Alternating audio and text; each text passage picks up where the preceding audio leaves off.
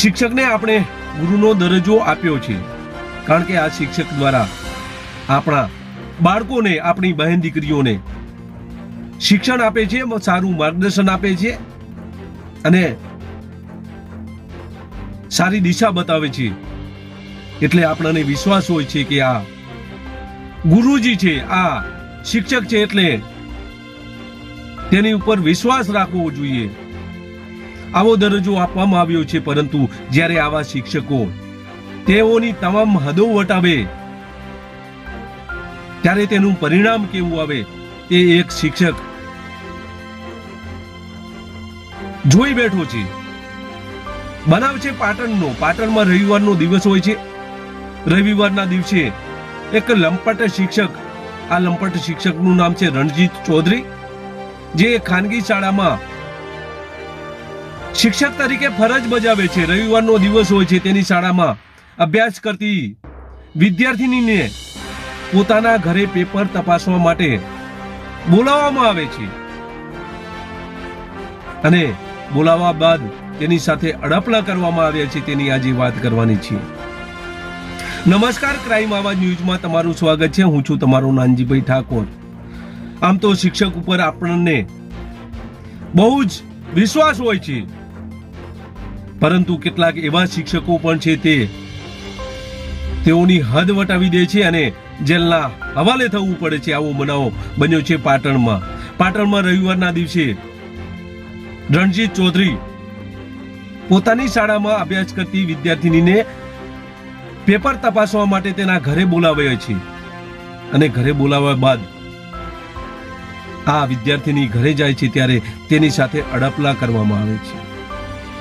જ્યારે અડપલા થતા હોય છે ત્યારે આ વિદ્યાર્થીની આ શિક્ષકનો ઈરાદો જોઈ અને ત્યાંથી બચવા માટેના પ્રયત્ન કરે છે. ત્યાંથી નીકળી જાય છે, ત્યાંથી દોડાદોડ કરે છે, બૂમાબૂમ કરે છે અને આ વિદ્યાર્થીની મેઇન બજારમાં આવી જાય છે અને ત્યાં પાણીપુરીની લારી આવેલ છે. ત્યાં કેટલીક મહિલાઓ પાણીપુરી ખાતી હોય છે અને આ સમગ્ર ઘટના આ મહિલાઓ જુએ છે.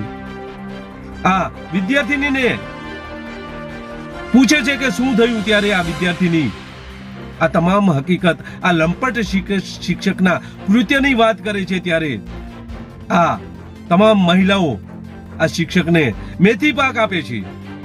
મેથી પાક આપ્યા બાદ પોલીસને જાણ કરવામાં આવે છે. આ વિદ્યાર્થીની પોતાના મા બાપને પણ જાણ કરે છે. જાણ કર્યા બાદ પોલીસ સ્ટેશનમાં જવામાં આવે છે. પોલીસ સ્ટેશનમાં આ વિદ્યાર્થીનું નિવેદન લેવામાં આવે છે. વિદ્યાર્થી નિવેદન આપે છે. આ તમામ હકીકતની વાત પોલીસને જણાવે છે. પોલીસને વાત જણાવ્યા બાદ પોલીસ દ્વારા આ લંપટ શિક્ષક વિરુદ્ધ ફરિયાદ લેવામાં આવે છે અને પોલીસ દ્વારા તેની ધરપકડ કરવામાં આવે છે. પોલીસ દ્વારા ધરપકડ કર્યા બાદ તેને કોર્ટ સમક્ષ રજૂ કરવામાં આવે છે. કોર્ટમાં પણ સરકારી વકીલ દ્વારા દલીલો કરવામાં આવે છે, કારણ કે આ શિક્ષક છે કે અને જ્યારે આવા શિક્ષકો જ્યારે આવી હરકતો કરતા હોય ત્યારે તેઓને છોડી શકાય નહીં તેવી દલીલો કરવામાં આવે છે અને ત્યારબાદ જજ દ્વારા તેને સબ જેલમાં મોકલી આપવાના આદેશ આપવામાં આવે છે.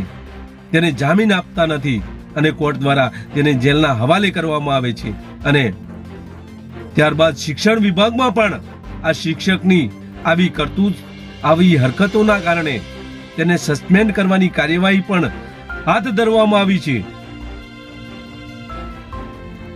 ત્યારે આવા શિક્ષકો સામે કડકમાં કડક કાર્યવાહી થવી જોઈએ. આ મુદ્દો ખૂબ જ પાટણમાં ચર્ચિત જોવા મળી રહ્યો છે. હાલ તો આ શિક્ષકને જેલના હવાલે કરી દેવામાં આવ્યો છે. આ શિક્ષક જેલની હવા ખાઈ રહ્યો છે. ત્યારે સમાજમાં દાખલો બેસે એ માટે આ શિક્ષક સામે કડકમાં કડક કાર્યવાહી થાય તે જરૂરી જોવા મળી રહ્યું છે. બસ એ જ. જો તમે અમારી ચેનલમાં નવા છો અને આવા જ લેટેસ્ટ ન્યૂઝ જોવા માંગો છો તો અમારી ચેનલને અત્યારે જ સબસ્ક્રાઇબ કરો, જેથી આવનાર લેટેસ્ટ ન્યૂઝ તમારા સુધી પહોંચી શકે.